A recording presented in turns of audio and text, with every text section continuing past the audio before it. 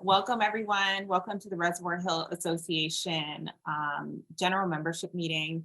It's Tuesday, September 13th, 7:03 p.m. We have a pretty small group today, so I think it actually lends itself to the types of conversations we're hoping to have tonight, which is, of course, we're going to go through and do our general updates from our chairs. And then we would love to spend the majority of the rest of the hour discussing a couple of issues.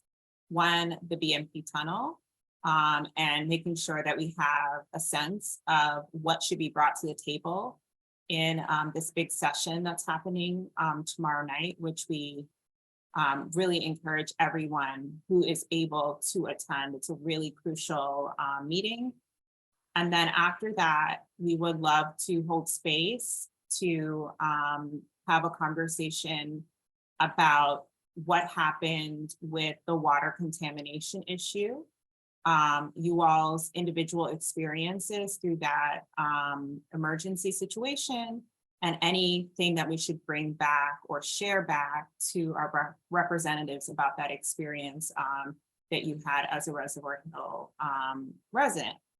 So, okay, people are trickling in. Okay, so we have Officer Angel Villaranga coming, Villaranga. So just waiting one more beat so he can join, and then we will go ahead and start with updates. So I guess I can quickly start. So I have been so overwhelmed with life this last month. So as far as the things that I've accomplished for the organization, I don't feel like I've done much, but I think the highlight of my month has been supporting the work of our brilliant events chair and her event in the park, which we'll definitely discuss and talk a little bit more about her movie night. The only other thing that I want you all to be aware of is right now, I think 3 members of our board are not present tonight because they're actually at the West North Avenue Development Authority meeting representing Reservoir Hill. And tonight it's a really important discussion where they're going to be talking about what they know about what North Avenue will become based on existing neighborhood plans. The issue being for Reservoir Hill is we don't have an official citywide or neighborhood-wide city approved neighborhood plan. And so we're going to require an additional visioning meeting for our neighborhood in order to articulate what we want to happen along North Avenue. Of course, for so many reasons, development along North Avenue is really contentious, I guess, is the best word to use about, the spaces along North Avenue for Reservoir Hill, because one of the huge lots, of course, we're really aware of is that Madison Park North development, right? So that's a huge swath of land. Then we have another lot, which I think people call St. Catherine of Alexandria, which might actually be knocked down. And then the other lots facing North Avenue down by Utah are buildings that are being acquired by Amtrak for the BMP tunnel. So we can see how very quickly the entire swath of North Avenue for our neighborhood is being decided by basically 3 large developers. So the way that we think about what North Avenue looks like for our neighborhood is going to be, it's going to be an interesting thing for us as a neighborhood to navigate. So apart from that, let's see if there's anything else. Oh, I would love Officer Villaranga, is that how you say your last name? I would love to hear a little bit more about the possible redistricting plan. So I was alerted to the fact that Reservoir Hill is moving from the Central District to the Western Police District. So I would love to hear a little bit more about that and what the potential impact of that change will be on our neighborhood. And I think those are the big points and the things that I wanted to share with you. But really not a lot that I've done this month, but a lot has been happening for the neighborhood. So Jerika Robinson is not here because she's representing us at the WNATA meeting. So I'm sure she'll give us updates for on that next month. And then our secretary actually has stepped down. So that's now an open position for the board. So if you are interested in stepping up into that position, please let us know, because it's a very, very, very crucial position. And then I would like to pass it on to our treasurer, Chet Myers.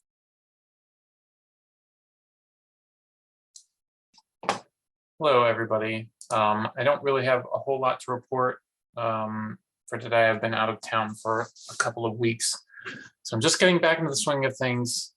We currently have approximately $1,900 in the bank, plus about $250 from another donation that's in transfer from PayPal to the checking account.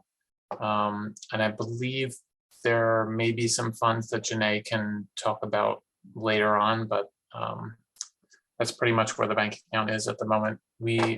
There's a reimbursement we have to do for the Zoom account, and I think that's been our only expense that I know of in the past month. So that's it from me.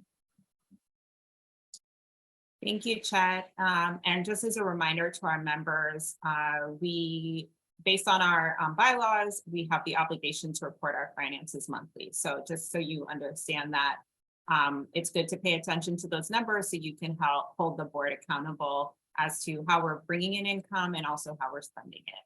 So I'm going to move on to Janae, since you were mentioned, and you can report about whatever you need about events. Thank you so much. So I'm the events chair, and I just wanted to start by saying thank you to everyone that supported the movie night that was on the 19th of August. We had a really great time. It was a glow-in-the-dark theme at German Park, and we partnered with Enlight to pull everything together. They were an amazing partner. We worked with Friends of German Park, as well as others. And so we had Turning Red as our movie. It was Super Sima and the cartoon Super Sima and Paw Patrol. So it was really nice, had a great time. And so our intake for the concessions was $160. And, you know, I think that it was a great test pilot, and hopefully we can revisit this opportunity to bring the community together for a little bit of fun at some of our green spaces that are available in our neighborhood. So we'll talk about lessons learned and ways to improve upon the process, and maybe share a few ideas regarding what to do to continue to bring the neighborhood together. The only bit of feedback that I have that we absolutely need to do a better job on is actually bringing in new membership. We had, you know, people that talked about what a great time they had, but we have to close the loop to invite them to join us to and participate on the General Assembly meetings, as well as some of the different committees that we have available to tap into the talent in the neighborhood. So again, it was just so great for all of us to come together, and greatly appreciate everybody's support around that. So I will turn it back over to the chair. Actually, I'll entertain any questions, and then, you know, I'll turn it back over to the chair if there are none.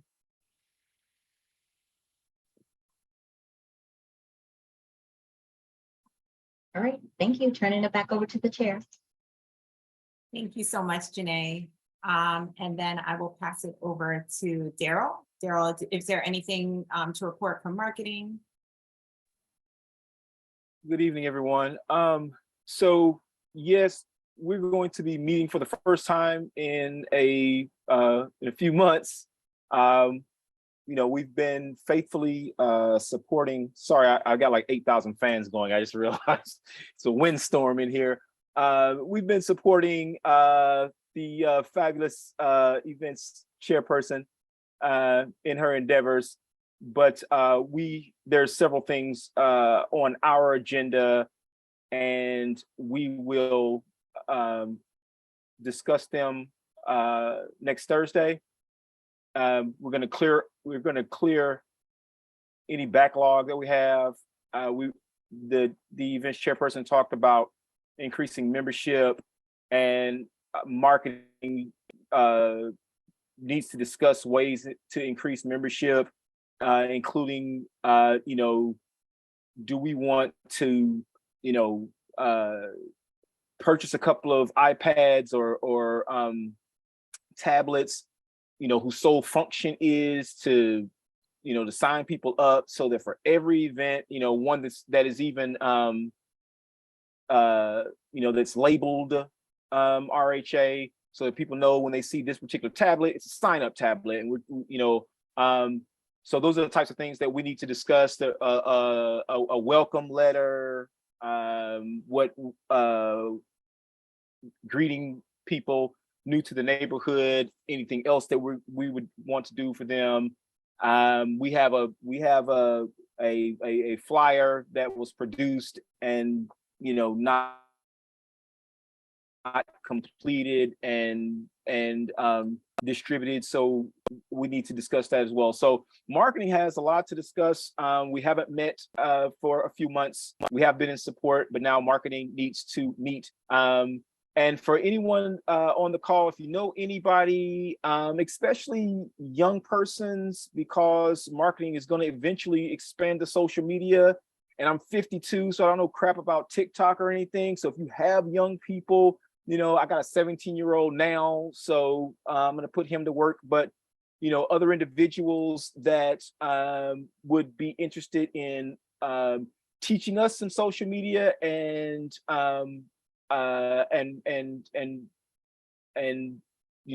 different distribution methods, etc.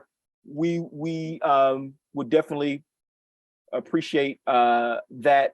And if anyone has, if your wheelhouse is graphic design or copywriting, anything in that area, and you want to be a part of marketing, we would love to have you. You learn from us, we learn from you. And so marketing is meeting Thursday, the 22nd. Is that correct? Melda, is that correct? Thursday, the 22nd. And we will be comprehensively covering everything. So that's all. Thank you. Thank you, Daryl. And I know that there are a number of issues that the Planning and Development Committee has been working on, as well as the Historic Committee. So, but Arlen and Rolando are both representing RHA at the West North Avenue Development Authority meeting, so they are not here tonight. But if you want those updates, I know the PDC meeting is coming up. Is it this week on Thursday? Or is it the following? Sorry, Melville. Oh, okay. Yeah. 2 weeks from now, it'll be the 26th of September. 26th. Okay. So if you would like to hear the updates, I think there are a lot of issues with some folks seeking conversions and a number of other issues. So if that's the thing that you're interested in, please do attend. It's one of our most well-attended committees. So please do attend and also volunteer your time towards the work of that committee. And for the Historic District, I'm not sure if there are particular updates for that. And Ms. Lauren Mohammed is also not present tonight, but I do know that she is planning an event with DPW. They're doing a pop-up in Whitelock, near Whitelock Farm on, I believe, October 29th. That's a Saturday. So please just keep your eyes and ears open for that. Officer Villaronga? Yeah, okay. Hi, welcome. We don't have an official safety and security meeting, but you're very much welcome to the meeting, and I don't know if you have anything to share, but what I was telling the membership earlier was that there is a potential change to our districting for the police district, that we are potentially moving from the central to the western district, and I didn't know if you could speak to that. Oh, I'm sorry, you're muted. There you go. Am I working now? Yes, you're working now. All right. Yeah. I know there's been a lot of talk with that lately. Most likely it's going to be starting January next year. I don't want to speak too much about it, being the fact that a lot of that stuff is like upper command stuff. But we have been had a couple of meetings already with the Western District captain, and also the NCOs of the Western, which I'm very familiar with Officer Morales. He has a little bit more time than me, but we both share the same interest on the communities. He's already familiar with our side. I believe the conversion that's going to happen is going to be pretty smooth. I know a lot of people are worried about as much of a heavy load that the Western has, worried about them being able to handle the Reservoir Hill community. But I think the commissioner is going to resource everybody to be all hands on deck to be able to handle it the same way as we do. I know that's one of the biggest topics. We do the best that we can in the Central District. I'm sure you guys already know, but I'm good. I have good faith that the Western District will pull the same weight as we did while we were here. So I think it's going to be a smooth transition. Not too much to worry about. It's easy to worry about what somebody new is going to do, but it's not much of a newer ownership, if you want to say. We do the same things. Not much going to be changing. So if you have any questions, I'm here to help us, answer any kind of questions that you think you might have for now. Do you have a sense about the reasoning behind the redistricting plan? Why? We've had a couple of meetings in reference to that. We actually had one with the commissioner who was able to advise some of the community on how it works. It's usually every 50 years now that they be doing that redistricting, but now they've changed it to every 10 years. So by law, some of the stuff has to be rerouted with the resources of calls for service on how their database and stuff like that. So that's where the restructuring comes from with that type of data.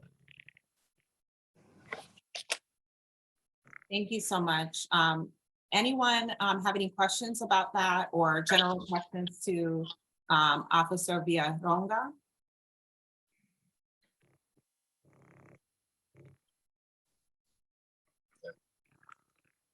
Okay, thank you. Not a problem. Well, like I said, it's going to be a smooth transition. I know, sometimes some people have a little bit, worries about it, but trust and believe, I believe it's going to be smooth. Okay, thank you so much. No problem. Okay, and I've noticed we have some new faces in the room, and I don't know if anyone is here new to the neighborhood or new to the organization. If you would like to introduce yourself and just say hi. Mr. Charles Wilson. I don't want to call people out, but I just want to make sure that you're being welcomed and welcome to the neighborhood and to the organization. I see an L Bell. Hi, I'll go ahead. How are you tonight, everyone? It's a pleasure to see your faces. I'm not camera ready. Charles is actually my husband. We recently purchased a property over in Reservoir Hills. Very happy to be in the neighborhood and just want to find out more about the community. So I'm looking to join and find out more, and thank you. You're very welcome. Thank you so much for coming to the meeting, and we really do hope you come back. Definitely fill out, if you have not already completed the form on our website. Doing it right now. Oh, wonderful, wonderful. Welcome. And if anyone else is on the call that this is your first meeting, you don't have to, I'm not going to force anyone to introduce themselves, but please just know that you're welcome. We are neighbors. This is definitely not a huge top-down organization. We work together and in partnership to do all the work that we do. And we really depend on the volunteer work of each and every one of us to be successful. So I just want to welcome you. I'm glad you're here tonight, and I hope we continue to see your face month to month. So we're going to have a little bit different format for the second half of our meeting tonight. So usually what we do is we have someone from either a representative or someone from the city that will come and speak to us about a particular issue. But today I'm hoping that we can actually break up into small groups and hear a little bit more about what's going on for each of us. We're kind of a tight group tonight, so we might not actually need to make very small groups, but I think breakout groups are nice because everyone is able to speak in ways that might be a little bit intimidating when you're in such a large group format. So if you weren't here at the beginning of the meeting, at the top of the meeting, the two things that I was hoping to discuss and get a sense of how people are feeling were about one, the BMP tunnel project. So tomorrow evening, there is going to be a really important meeting that that's occurring, and we really are encouraging everyone to attend, but we know that everyone won't be able to be there. So we're hoping to hold space tonight to get a sense of people's concerns, their questions, things that they would pose if they were there, because that meeting will not be available via Zoom. You have to physically attend it. And quite a few people on this call actually will be there. So if you feel comfortable kind of being a lead person in the conversation room, I'm looking at you, Laura, because I know Laura will be there. Daryl, I know that you're physically going to be there. So if you're physically going to be at that meeting, I think it would be a great time for us to just kind of break up into small groups so that person can take some notes so they can make sure that they voice those issues when they attend that meeting. Okay, so that's one format. And then if we have any time left over, I would personally love to hear a little bit more about people's personal experiences during that water emergency. So I think that brought up a lot of questions for me, living through that experience of needing to live through a boil water notice. And so I think it's a good point to just like step back and think about what happened, any questions that you have for representatives, any concerns, so that we can record them and send them back to our representatives. And I know tonight we have Java Saragavan from Councilman Torrance's office is present tonight. So I think there could be a direct dialogue just to share back anything to the councilman's office tonight. So Laura, your hand is up. Yes. Yes, I just wanted to say that I'm in Boston. I will not be live at the meeting. I was hoping it would be a hybrid so I could join via Zoom, but I will not be there. So I'm really interested in people participating in my stead. Awesome. Okay. So thank you for letting me know that. Kind of with a show of thumbs up, who plans to be able to go to that meeting tomorrow night, or who can be available? So that's happening at Perkins Square Baptist Church. And it's tomorrow night, I believe at 6 p.m. Okay, so Chet says he'll be there. Anyone else on the call is able to attend. Daryl can be there. Anyone else physically can make it to that meeting. All right, wow. So we basically have two folks that can actually make it. So I think that you all will kind of need to be the voice for our group if you feel comfortable taking that on. So what I'll do is split us up into two groups. And I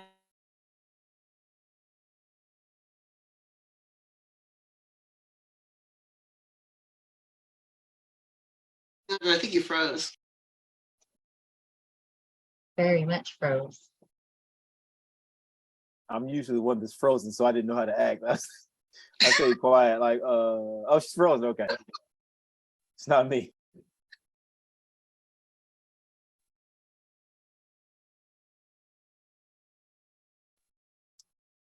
So in the interim, maybe if Laura from Residents Against the Tunnels could give us like maybe a small lead in while we wait for her to unfreeze. Great. This is what they're calling a pre-construction meeting. Folks who've been following this know that we haven't always gotten the truth, and we've been having difficulty getting serious communication. Also, we're getting from now, she's unfrozen. There she is. I don't know what just happened. That was so weird. You just froze. Okay, And then you got kicked out. But Laura was just giving a brief overview while you were. All right. perfect. Take it away, Laura. Okay, so part of it, we have a number of things to be ready to answer to. One is that they're going to shut us down with, this is going, this is happening, it's funded, it's good to go. And our response is, we've been hearing that since 2015, that it was a done deal. And as far as we're concerned, it's not a done deal, especially since we've been challenging the environmental impact survey since 2016. What is important is for people to give their personal objections and their personal stories, to say, this hurts me because, and why is that okay? We, as you folks probably know, we've been fighting this on environmental impact, on environmental justice, big time, on Baltimore's future, in that this doesn't only affect us. These trains go right through the city. And last time you saw a real estate ad that said, hey, great, it's right next to the freight rails. Yeah, it doesn't happen. So we have some other finessed things, but what Art Cohen has brought to the table that pretty much anyone could share is, wait a minute, who does this really benefit? And who does it really hurt? And is that balance right? Can't we change that? We have a number of things about, we got a letter that said from MDOT, dissing our concern, saying, oh, we do not project any increase in freight. Well, really, then why do you need two big tunnels? That they haven't explored option number 2, which is to rebuild the old tunnels. That they were just drilling at Morris Alley this past week. So does that, doesn't that help to indicate that their research was not complete before? So there's a lot of ways on which we're attacking it, but I think the best thing is to say specifically, this hurts me because you might have a child entering Dorothea Heights Elementary School, and their entire time there is going to be in a construction zone. Because this is 12 years of construction, plus they're saying, oh, we're building the passenger trains first, we'll do the other later, which is baloney and is just so that they can blow us off. But it's sort of, oh, really? So now we're not going to be a construction zone for 10 to 12 years, it's going to be 20 years. We cannot survive that. So there are a number of things. We certainly brought up the idea of how fragile our buildings are, and that an adequate study was not done about that, and that our buildings shake and are damaged by buses going by, that the BG&E drilling was a huge created damage and actually brought down some buildings. So those are the kinds of things we're going for. The more you can make it your own position, the better. Does anybody have any questions or anything? Okay. Laura, why, I think like as we go through this, like obviously we know tunnels run through old cities all the time, right? There's tunnels throughout New York City, there's tunnels throughout DC, like all cities, all major cities in America have tunnels. Why should we care, or why would we be concerned about this particular tunnel in our city? A couple of reasons. One is the increase in freight, in diesel freight, in an area that's already heavily asthmatic, when many cities are trying to get those freight trains out. NPR had a great article about the toxins that are in them, that if there was a crash, and CSX's safety thing is not great. But people are trying to get freight out, and here we are building more. Plus, in terms of, so it's the construction, the reasons to be concerned are the construction operation are going to shake us and are really going to harm our community simply by the disruption, as well as the architectural, the danger of possible explosions and collisions, and the danger to our extremely fragile architecture. So those are the worries. In terms of these particular tunnels, yes, there are tunnels at all kinds of places, but for instance, Manhattan is a big rock sticking up out of the sea. We are sort of a depression going down to the sea, which is more of a silt kind of thing. Now, the fellows who drilled in Morris Alley assured Soledad that it was rock, but we feel we need a really thorough study of that, because what we understand is there's a silt layer under a crust which has a lot of vibration to it. other thing is Kathy has been tracking with these massive boring machines, which will go in one direction. The vibration expert said to us, you need a real vibration study. They just had us do a minor thing and use charts. You are not going to want to be in your home when these things are working under you. The noise and the vibration is really nasty. And Kathy has been tracking collisions in London and India that have to do with these boring machines. In addition, the boring machines can only go straight, and we have a couple of things coming off down Linden, right by the school, and those will be bored out with explosives. The idea that explosives underground won't shake our homes, I think is ludicrous, but we'd love to get some experts to really study that, study this ground, these tools, and our architecture for that. The other thing about the freight is a matter of need. In the environmental impact survey, part of it was they were talking about need. Well, that was before the Howard Street tunnel got changed to accommodate double stack freight. So already they are accommodating more freight. Plus, we got this letter from DOT, which contradicts other information that said there'd be a 40% increase in freight by 2050, but saying they don't need it. So for us, part of it is, wait a minute, where's the need for this? You need to go back and reevaluate. So by an environmental justice, West Baltimore, we just had the water thing. I mean, the Sun had a great article about how great the water, that's just another thing for West Baltimore, slam, you know, a slam for us. And this is that too, to make us into, they're industrializing our residential area. So those are the reasons to worry about it. Hey, how you doing? This is Gary Bass. Quick question. So Hi. what is the position of our political leadership? Council, mayor? It varies. We had a meeting with our Councilman Torrance, and he was basically saying there's very little the city could do, that this was basically they're going like this. The locals are saying this is a federal project, you need to deal with it on a federal level. The federals are saying, wait, you have to get the support of your local folks and let us know, you know, you got to build that up and let us know. I will say that, and we found that both in one sense realistic and another sense frustrating. It's like, could we at least get our Baltimore, why is it okay with Baltimore City to carve an industrial swath through it and bring more dangerous chemicals? Why is that okay? Why is there not a statement objecting? And so we were frustrated that Councilman Torrance felt there wasn't much he could do, but at the same time, we understand there's a certain reality to that. The Senator Hayes and Delegate Ampry, Senator Hayes is a tremendous supporter. He has crafted a great letter to MDOT telling them, you know, they really need to do reasons to do more studies. Our motto has become more, whoa, slow down. You don't slow down this runaway train. You do not have enough facts to guarantee this is safe. And Senator Hayes crafted that letter. Delegate Ampry said he was usually in lockstep with Ampry and he needed to learn with Hayes and needed to learn more about it.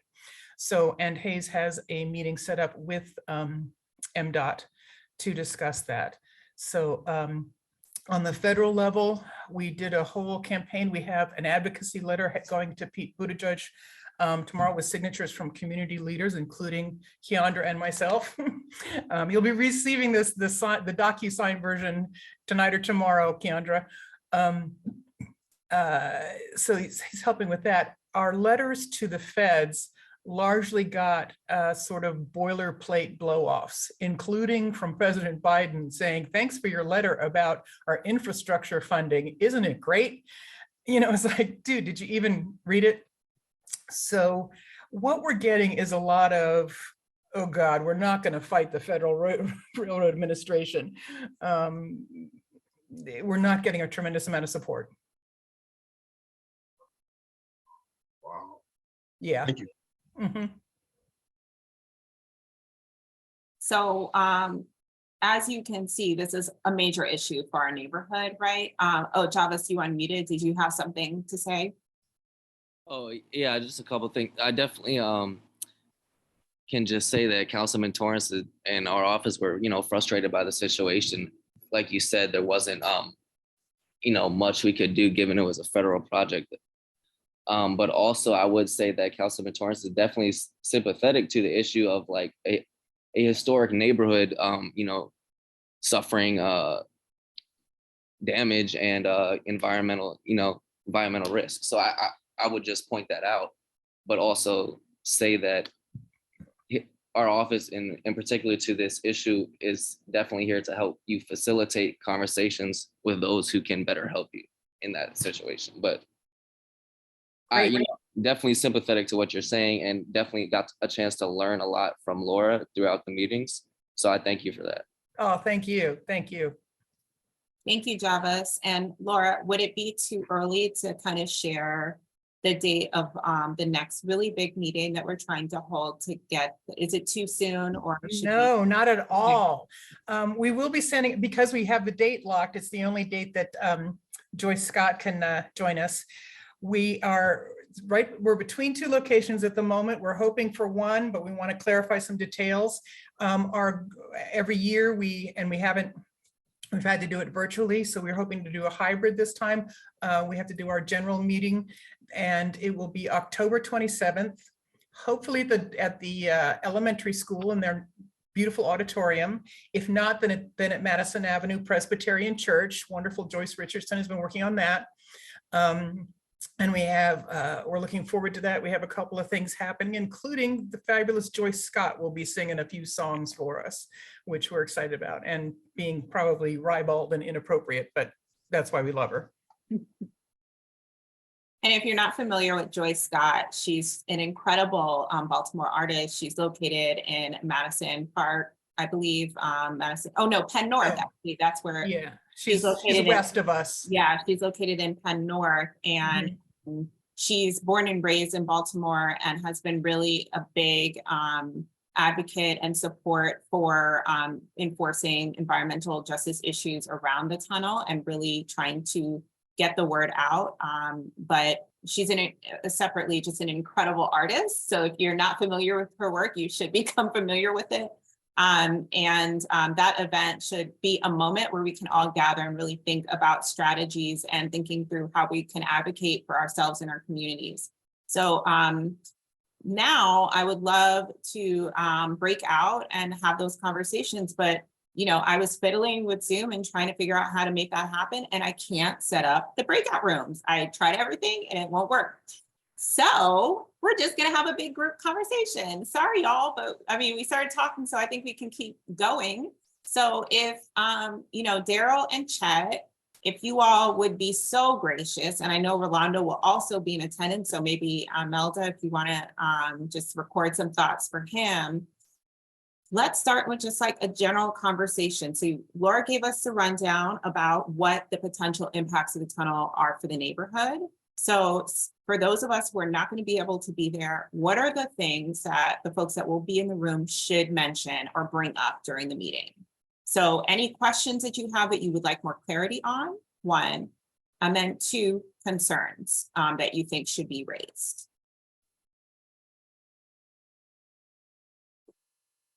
Not really. I think Laura covered a lot of stuff for me, but I'm really, really concerned about the impact of my house. I put in a lot of money and a lot of time into it, and the impact of the boring and everything really concerns me.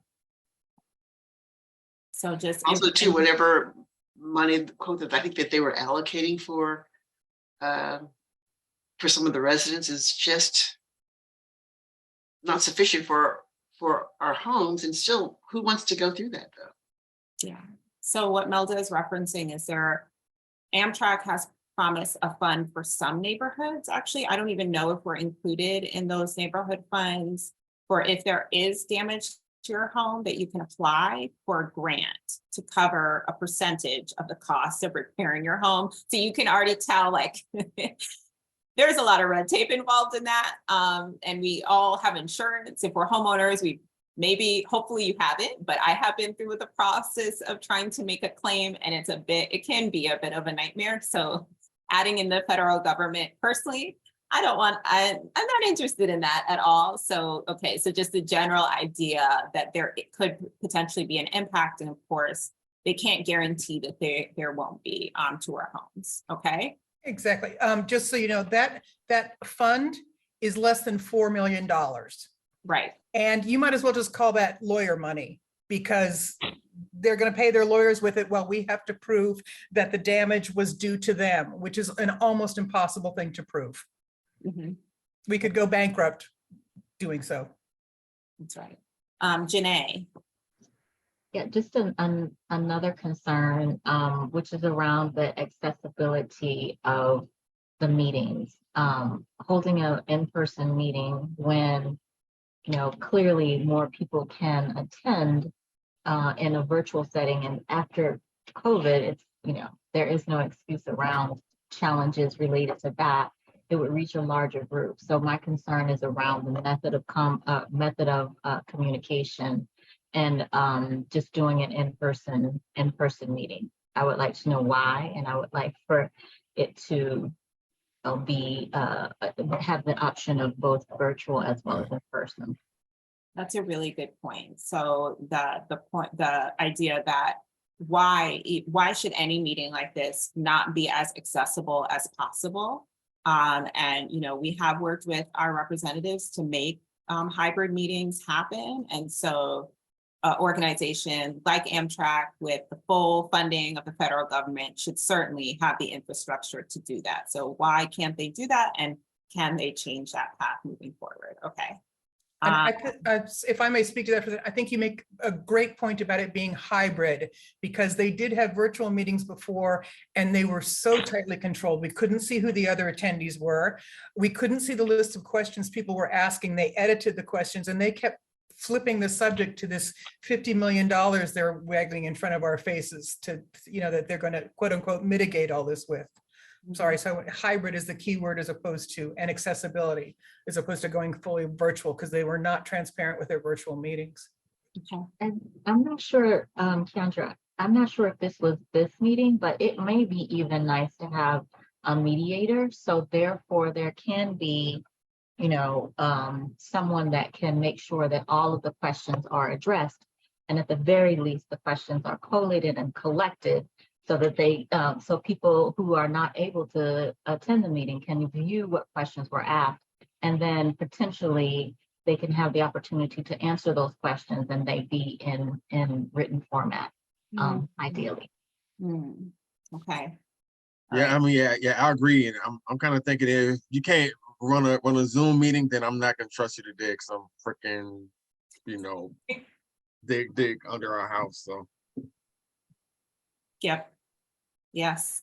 So if we're already in a place before you even broke ground of a lack of communication, a lack of trust, how can we imagine trust when we're really vulnerable, right? Where we're in a much more vulnerable position as a community. Okay, so I think that's a really good point. Thank you. Chet. Yeah, I just wanted to basically, I'm going to the meeting where my attempt is going to be there, but my number one concern for me personally right now is that the environmental impact documents show that the tunnel will be directly underneath my house, our house. I emailed the tunnel team and said, hey, this is going underneath my house. Can you tell me how far below the basement level it's going to be, and all that? And the response was, well, we don't know what the route is right now. That's going to come in the future. So I don't know how we're having a pre-construction or a construction kickoff meeting when they're telling me that they don't even know if the tunnel is going to be under my house or not. And how can they not know that? So that's a huge red flag for me personally. If it's 100 feet below my house, I'm not going to be as concerned as I would be if it's 15 feet below my basement. That's right. And the maps are unintelligible from that standpoint.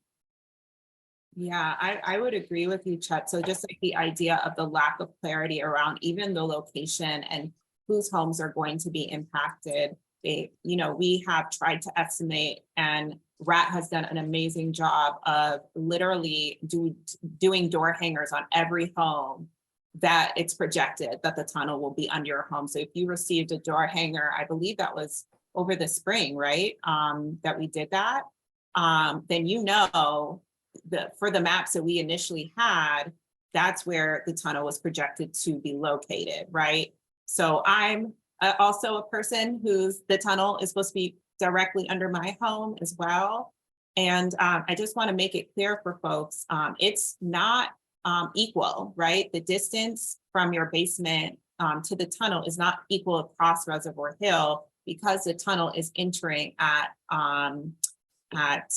oh my gosh, Mount Royal Terrace. So that is going to be the least. So from basement to tunnel, that's going to be the closest. That's where the tunnel is going to be at the highest point. Maybe that's the easiest way to articulate it as far as we know. So those who are on the east side of the neighborhood might experience the tunnel very differently than us who are further west. So just, being aware of even those inequities within the neighborhood and understanding the impact for you is really important. But of course, we are not being shared enough information to even know how to navigate that at this point. And in addition, because the initial maps that we had were about drilling four tracks. Because of that, they haven't adjusted those drawings. So we actually we don't know where exactly. We can estimate and we can have a sense of where it might be based on their initial drawings, but so many things have shifted and they haven't updated us. It's really hard to navigate. So I would say the other thing that I am concerned about, which seems a little further out, I'm concerned about all the things you guys mentioned, by the way, those things. And I'm also concerned about this idea of Amtrak coming in to purchase the land under our homes and what that means for us and what our individual rights or even group rights and rights to the land under our homes means, and giving that up and selling it, and what that actually means justice wise. And I can't answer that question, but fully, I don't actually know what it means to sell the land under you. I don't know what the long-term implications of that is, and I don't think that's really being explained. And so I have nerves around that, like our neighbors already being approached to sell the land under their homes. Have people already agreed to that? Where they are in that process, I don't know. And I have concerns about that, the equities around that. And of course, after the water contamination issue, concerns about what vibrations mean for disrupting our water access. And so since the city still hasn't answered the question as to how that contamination occurred and why, I certainly would like to understand that so we can understand the possible implications of drilling, right? So what does that vibration mean for all the older infrastructure that we're living in and around? If I could speak to a couple of those things, Chet, I love just all those things we've said about there aren't enough answers. That's what we're saying, slow down, hold it, wait a minute, stop this runaway train. We don't have answers yet. And here's things we don't have answers to. When you bring up water, these tunnels, they disturb the water table. They shift water in different ways. And we don't know what that will be. I would like to also ask that people pay attention to the environmental justice aspect, in that, just as that article said, great, now we have poisoned water, in addition to a lack of grocery stores, a lack of transportation, Freddie Gray riots and the police response to that, blah, all of that, the highway to nowhere. It's like, really, you're dumping something else on West Baltimore? And if you look at the EJ charts, that is the environmental justice charts, and see the socioeconomic mix that's in these areas, it's sort of like, wait a minute, why are these people bearing the burden and having more difficulty added to their lives for this corporate profit, basically, on taxpayer dollars? I would also like to add one other thing. which is the Howard Street Tunnel for years had a plan that was a couple of $2 billion. They were going to tear up the whole thing. It was going to cripple Baltimore City for over 3 years and cost $1 bazillion. And even freight would have to run around it. And they got so much pushback that finally they sent some actual engineers down there instead of having contractors write it. And the engineers looked and said, you know, if we scrape 18 inches here and 10 inches there, we could actually make this work and not disrupt Baltimore or freight. We want those guys to come look at option 2 of refitting the tunnel that exists, as opposed to people going, oh my God, $4 billion. So those are 2 additional things. And now I'll stop harping because I could go on quite a while. You don't have to, no, it's so helpful to have you on the call, Laura, Thank you. and you can tell, right? She's well-researched in this issue. She's been Oh. thinking about this for many, many, many, many years. So one Thank you. huge blessing, because I don't want to leave the meeting with like tons of negativity. Just know that your neighbors are amazing. We have amazing neighbors. We have amazing neighbors. Like the We do. reason why we know so much about what's going on, it's because of neighbors like Laura. It's because of neighbors like you who take your time and think through, read through these documents, pay attention, and then report back to each other. So I just want to say thank you so much for the work of RHA. Thank you for the time that you've taken to really advocate around this issue and understand this issue so that people like us can grasp it and feel like we have any type of power left. And the other thing I want to share and, you know, to magnify what Laura is saying is, it's not over, guys. I don't care what they say, it's not over. We can resist this. We can say no. We have that power. So whatever, you know, whatever Amtrak says is a done deal. It's not over till it's over. It's not over till it's over. So we have the strength and the ability and the wherewithal to push back. And I think we have a lot of different things in our toolbox to push back. So I don't want you all to leave this call feeling disempowered or that it's inevitable or there's no way to turn this around. There are ways to turn this around and we can do it, but we have to stay engaged and we have to, you know, support our neighbors who are doing the work. So I just want to say that. So thank you for attending the meeting and sharing your concerns so that now we as neighbors can amplify your voice in those rooms, right? So that, I think that's the most important piece.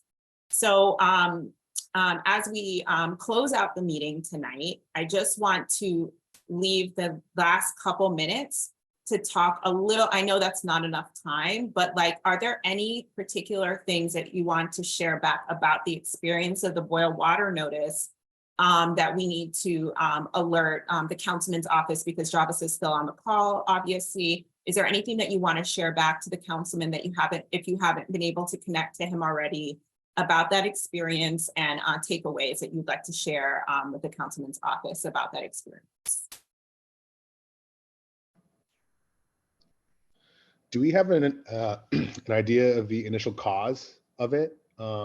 My sort of thought was that it had to do with something that they were doing with the reservoir that they were building underneath Druid Hill Park. Because what it looked like to me was that everything was downstream from that.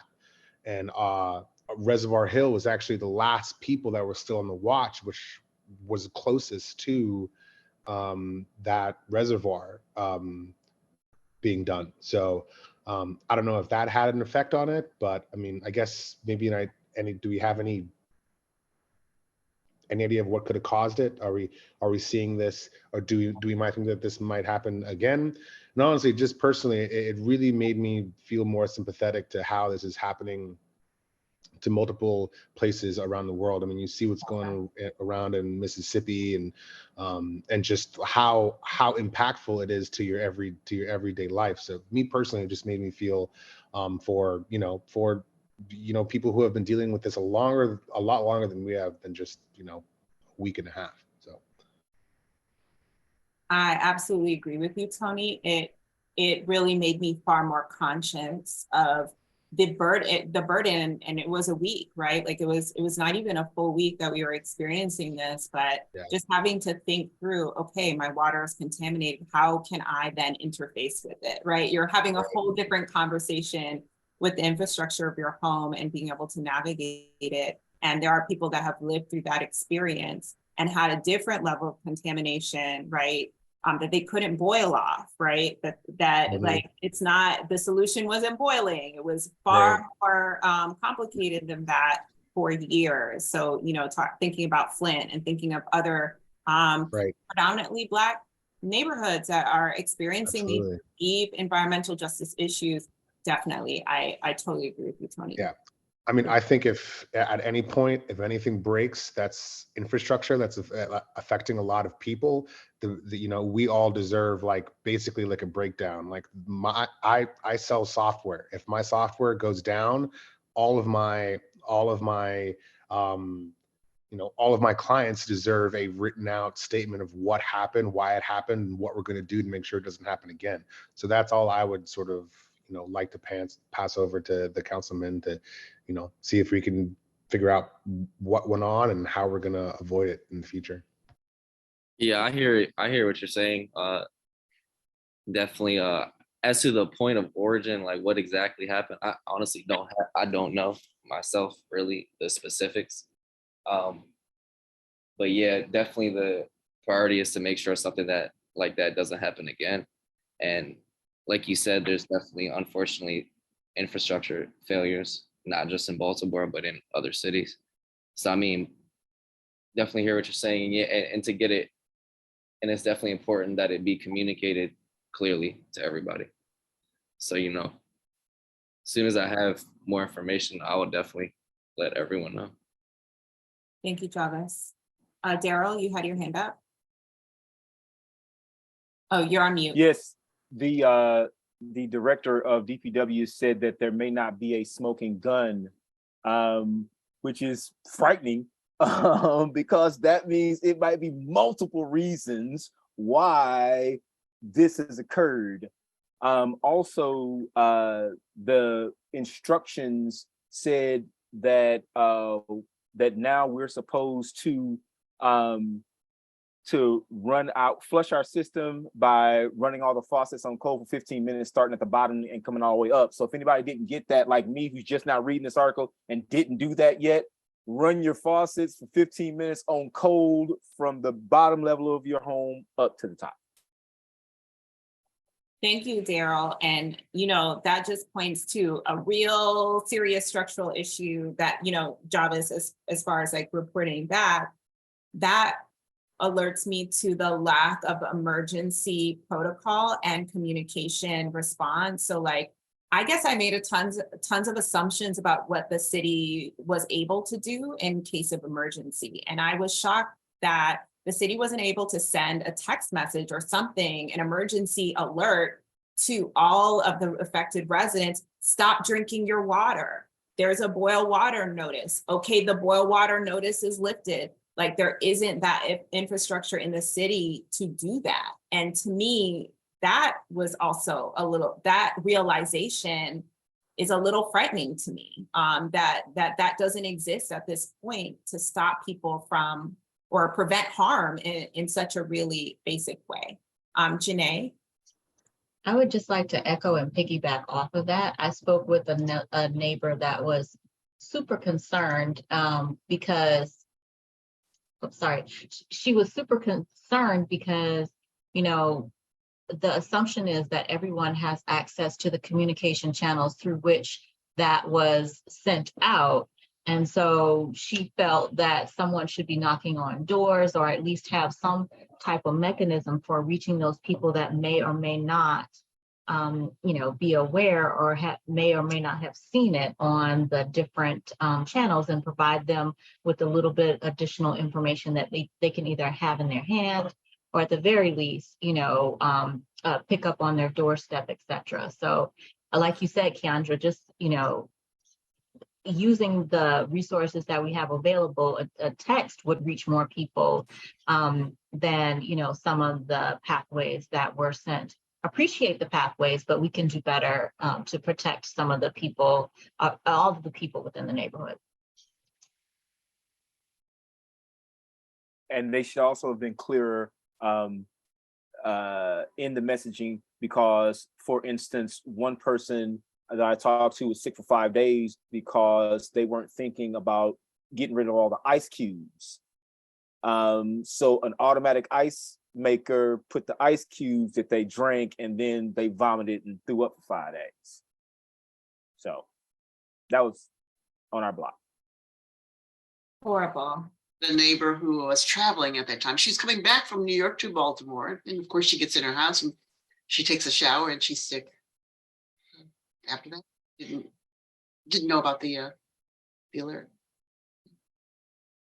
Yeah, so to me, that is, I think the biggest piece for me is the communication piece and how that's going to be resolved. And I think it needs to be a lo-fi solution, a text message, something that from our seniors to, to our youngest folks who have access to a cell phone would receive that messaging. Twitter obviously is not enough. Email is not enough for an emergency situation. So thank you, Javis, for listening and sharing those recommendations with the councilman. And I do believe there's a council hearing that I don't want to say the wrong name, but perhaps Councilman Costello is holding on Thursday. This is from my memory, which is not great right now. So this is literally off the top of my head, but I think someone is requesting investigative hearing. Councilman Costello is requesting it. Correct. Yeah.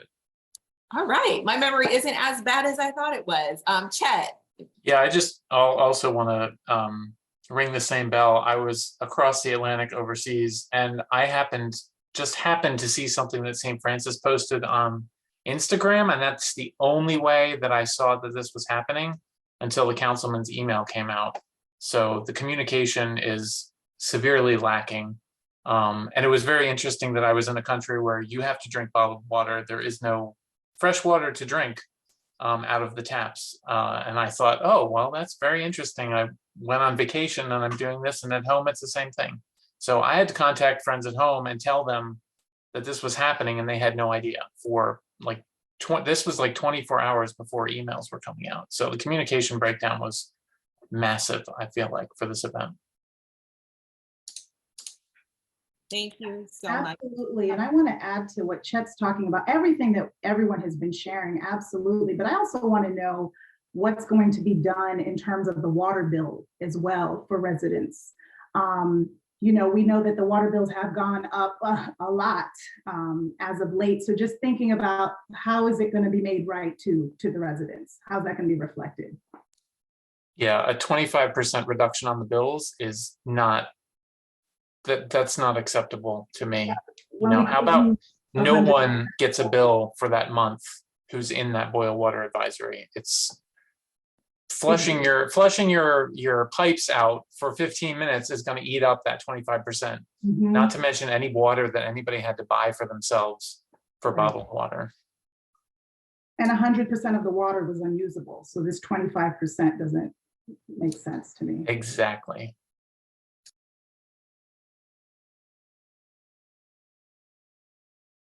I'm going to read Tony's comment. BGE has never given me a break, so why do they get one? Yes. So, and everyone across the city is getting that 25%. So it seems really strange. I'm like, I don't know how that addresses the experience, especially for those who are in the small, direct impact zone. And also just the general confusion of what it meant to be outside of that box. Like, did it really mean anything to be in the larger box? I don't actually know. So yeah, just getting a debrief and an understanding of what actually happened. So if anyone can attend that Thursday meeting, I know it's in the middle of the day, but I think that will be one to listen and look out for, to kind of get perhaps an understanding of what actually happened. And then the conspiracy theorist in me is also curious about the fact that I know that Amtrak was testing the soil the same week that happened. And if there is any correlation between the drilling to test soil and the water contamination. It's a question. I can't prove anything, but it is a question I have. Yeah, so anyway, with that conspiracy theory, I think it's time to close out our meeting. I really appreciate all of you attending and sharing your insights. And I really hope that if you all can attend tomorrow's meeting, and if not, that we see you in our committee meetings, and at the very least, we see you next month. So enjoy the rest of your evening. Great seeing you all, and have a good night. Bye-bye. Hey, Rolando.